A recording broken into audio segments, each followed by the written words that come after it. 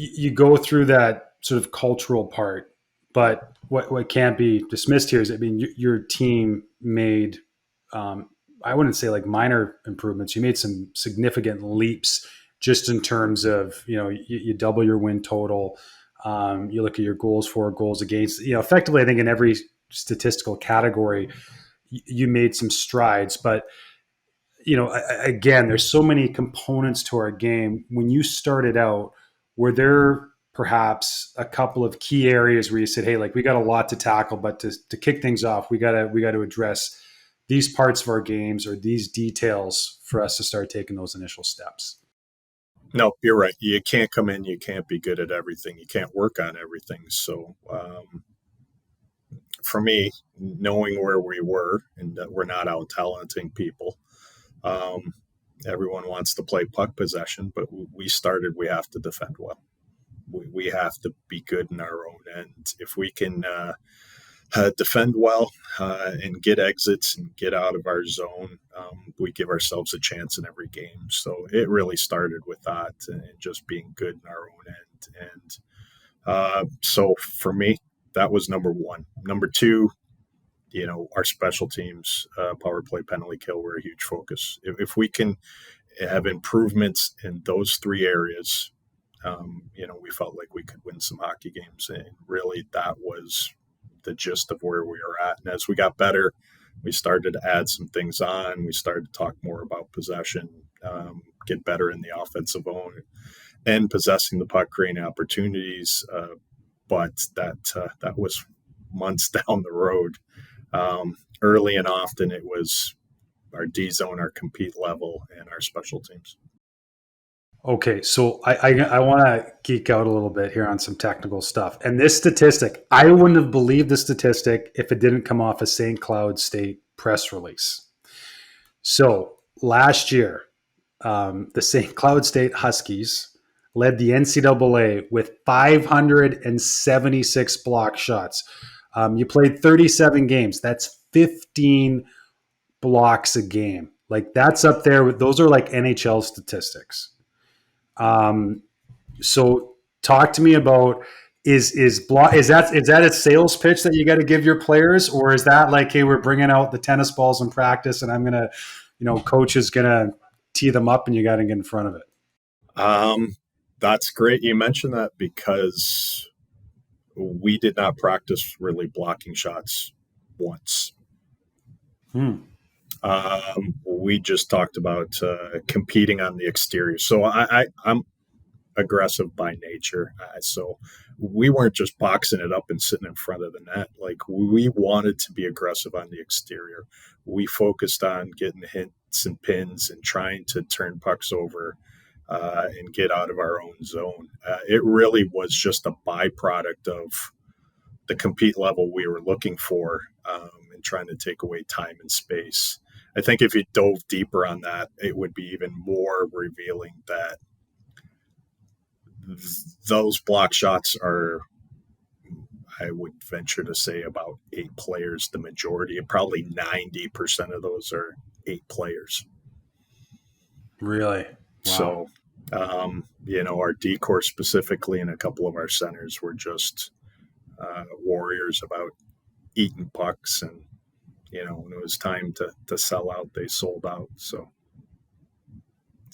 You mentioned about that competitiveness. And we're talking yesterday was the gold medal game between Canada and the U.S. in the Women's World Championships. So we've got the game on at home, and it strikes me.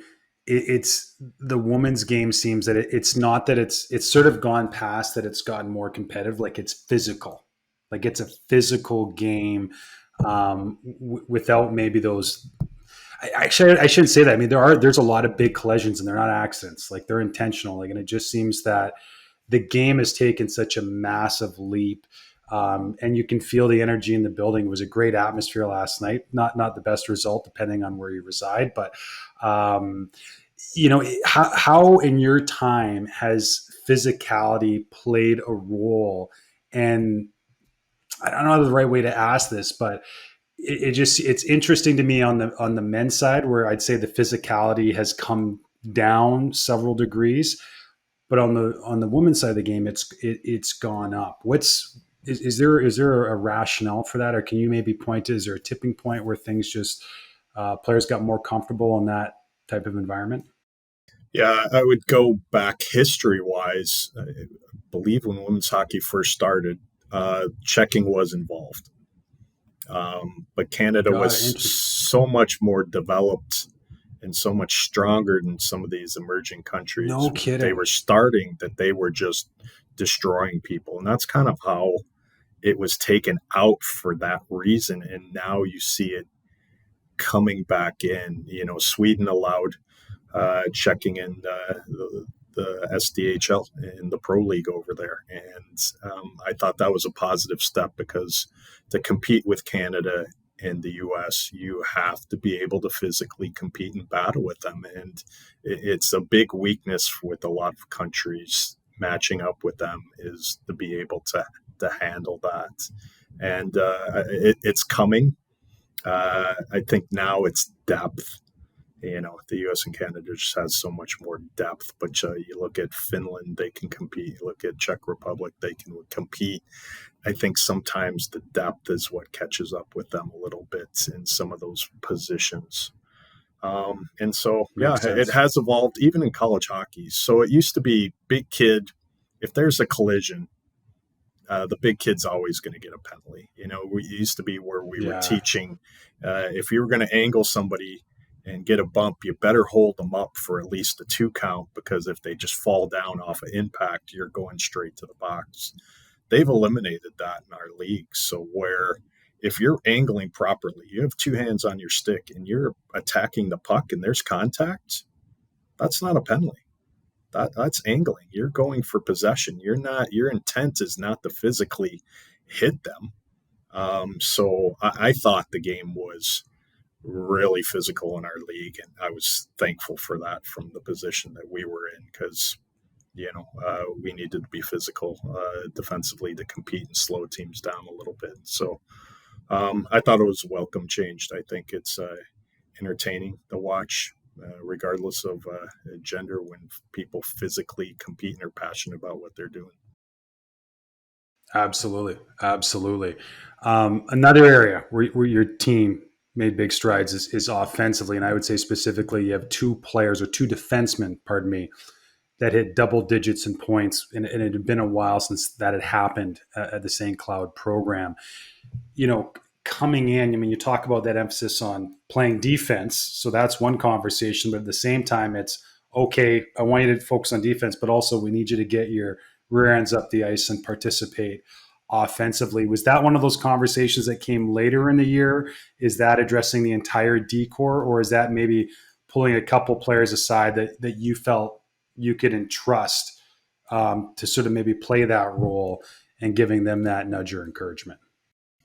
Number one, I'd probably tell you some of that early in the year was power play, special teams, and those Got players it. being on the power play. As the year went along, now we're starting to identify how are we scoring. We still weren't possessing the puck enough of offensively for my liking, but once we weren't really creating a whole lot of opportunities off of possession. And so zone entry and just hammering on zone entry and off the attack and being able to join the rush and create odd man situations. That was a little part of it too, where we were activating the D and they were giving a green light more to be involved, whether off the rush and in transition at the end of the year or just being down low, possessing pucks and looking to make plays. So we opened it up as we went along, but there's still a lot of work to Got it. do in that regard. So Last technical question, and I know I listened to an interview you did prior to the season starting, where you had identified that breaking out cleanly with possession was an area of emphasis, which makes sense that the focus is on the defensive side of the puck. But this is sort of my take on it. I think there's kind of two trains of thought. You go to some practices and teams are doing 5-on-0 breakouts, and those look awesome. But then you've got the other side of it where you start introducing pressure, and maybe especially within a practice environment where a team where the the checking players kind of know what is going on. So that's maybe not the best representation of how you want to play either. How do you approach um, getting your team to break out cleanly in practice, and where does that start? Great question. So I'll get a little geeky on you. I love it. I really think that a lot of things that happen within our game are pattern recognition. That the game is continually in patterns that happen over and over again. I Yeah. think that what we do is we like to say that the kid who figures out the pattern quicker, well, that's hockey sense. Like that kid's just, well, Yeah. I really think you can teach them to read the pattern and to start to move and anticipate and jump and have the freedom to do that. I think we can coach a lot of that stuff in. So still do a lot of, we still do a lot of 5-on-0 just for the patterns and giving them different patterns and giving them different things that would happen repeatedly in the game. But you're right.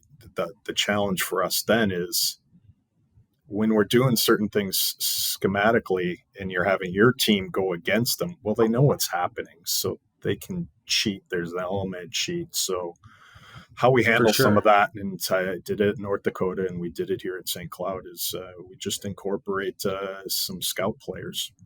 So at North Dakota, we picked up Interesting. some guys from intramurals. You just need 4 or 5. Uh, No try to way.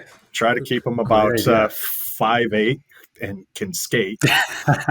And So we spent like you've got to scout at the beer leagues, basically. Yeah. yeah, Maybe not the and beer. Yeah. and so we did that. I mean, you can't have a 6'4" guy who's going to be taking clappers and he's 210 running around. But there's enough guys who For are a sure. little shorter who, skate well, have some high school or some junior hockey background who just enjoy skating and being out there. And those guys are great. So that they help give us an honest look about some of the structure and some of the things we're trying to do when it comes to our systems. And we use them a fair amount. And those guys are great. And they're pushing our top end, too, to be better. So it's not like our top end goes through practice structure and sometimes the bottom half of the roster isn't necessarily challenging them and pushing them to be better.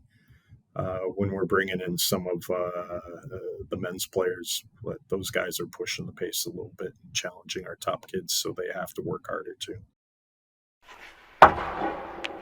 This episode is brought to you by Instat Hockey, a company that makes sure no action on the ice slips your radar. Passes, puck battles, dekes, dump-ins, dump-outs, zone entries, and exits, everything. All data is registered, neatly arranged, and visualized to help coaches know their players like the back of their hands. You can access virtually any team, any player in any league. If you're not using Instat, you're coaching shorthanded. See what you need to see, cut it down, break it down, and make your players aware of what they're doing to ultimately improve them. Instat Hockey is your pillar of stronger communication with your team. Visit instatsport.com/hockey to learn more about instant post-game reports and Instat Scout, the unparalleled video analytics platform. Again, visit instatsport.com/hockey to learn more.